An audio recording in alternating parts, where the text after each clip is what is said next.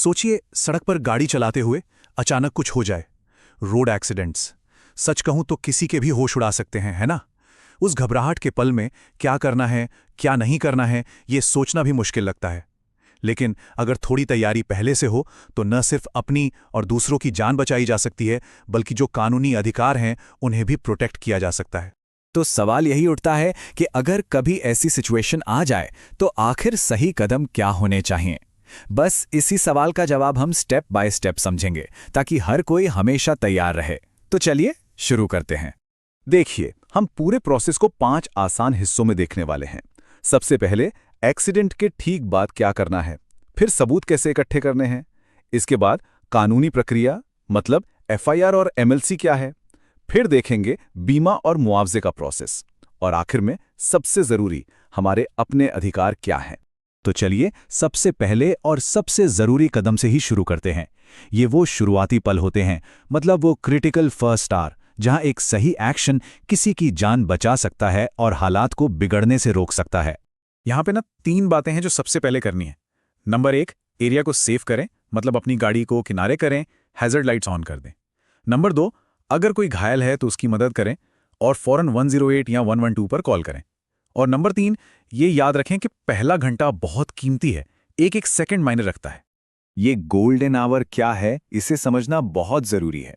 देखिए, किसी भी बड़ी चोट के बाद का जो पहला घंटा होता है ना, वही गोल्डन आवर कहलाता है। ये वो टाइम है जब अगर सही मेडिकल मदद मिल जाए तो किसी की जान बचने के चांसेस सबसे ज्यादा होते हैं। और हाँ, एक बात और, कई बार लोग मदद करने से घबराते हैं कि कहीं पुलिस या अस्पताल के चक्कर में ना पड़ जाएं, लेकिन ऐसा बिल्कुल नहीं है। हमारे यहाँ गुड सैमरिटन कानून है, जो मदद करने वाले को किसी भी तरह की कानूनी झंझट से बचाता है। तो अगर किसी की जान बचा सकते हैं तो बिना डरे आगे आना चाहिए। ठीक है, तो जब सब सेफ हो जाएं और मदद भी रास्ते में हो, तब अगला काम आता है सबूत इकट्ठा करने का। और ये स्टेप बहुत जरूरी है, क्योंकि यहां जो भी किया जाएगा वही पूरे केस की नींव रखेगा। ये कहावत बिल्कुल सच है कि मौके पर मौजूद सबूत केस की दिशा तय करते हैं। मतलब आपके हाथ में जो सबूत होंगे वही ये तय करेंगे कि आपका दावा कितना मजबूत है या कितना कमजोर। तो इस काम को बहुत ध्यान से करना होगा। तो करना क्या है, एक सिंपल सी चेकलिस्ट है, उसे फॉलो करें। अपने फोन से गाड़ियों की, नंबर प्लेट्स की, सड़क पर जो भी निशान है, सबकी फटाफट फोटो और वीडियो बना लें। वहां जो भी लोग मौजूद हैं, मतलब जो विटनेस हैं, उनके नाम और मोबाइल नंबर ले लें।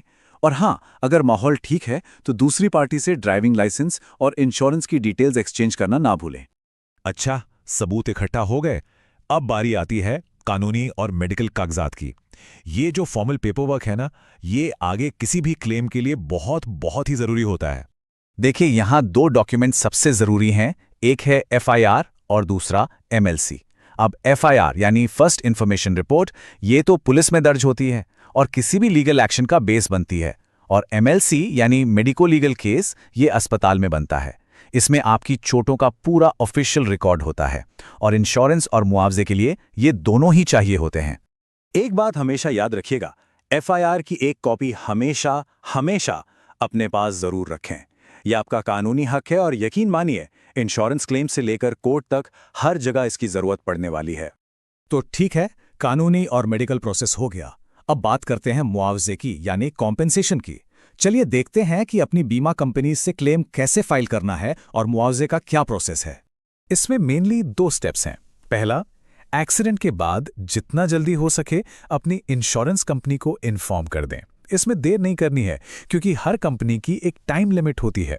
दूसरा, अगर मुआवजे के लिए अप्लाई करना है तो इसके लिए मोटर एक्सीडेंट क्लेम्स ट्रिब्यूनल, जिससे MACT कहते हैं, वहां एक पिटीशन फाइल की जा सकती है। चलिए, अब आते हैं सबसे जरूरी हिस्से पर, हमारे अधिकार। देखिए, एक जिम्मेदार नागरिक होने के नाते इन कानूनों के बारे में सबको पता होना चाहिए। जैसा हमने पहले भी बात की, गुड सैमरिटन कानून ये बहुत ही इंपॉर्टेंट है। ये कानून साफ कहता है कि अगर कोई एक्सीडेंट में घायल व्यक्ति की मदद करता है तो उसे किसी भी सिविल या क्रिमिनल इन्वेस्टिगेशन से पूरी तरह बचाया जाएगा। तो मदद करने में कभी हिचकिचाना नहीं है। और बात सिर्फ इतनी ही नहीं है, मदद करना एक कानूनी जिम्मेदारी भी है। मोटर व्हीकल एक्ट का सेक्शन 134 कहता है कि एक्सीडेंट में शामिल ड्राइवर की ये ड्यूटी है कि वो घायलों को मेडिकल मदद दिलवाए।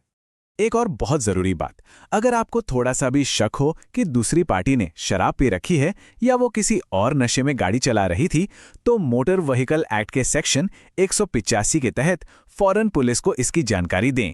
ये सिर्फ आपके नहीं बल्कि सड़क पर हर किसी की सेफ्टी के लिए जरूरी है। तो अब खुद से एक सवाल पूछिए, क्या ये सारी जानकारी जानने के बाद सड़क पर थोड़ा ज्यादा सुरक्षित और तैयार महसूस हो रहा है? याद रखिए, डरने से कहीं बेहतर है कि हम तैयार रहें, सेफ ड्राइव करें।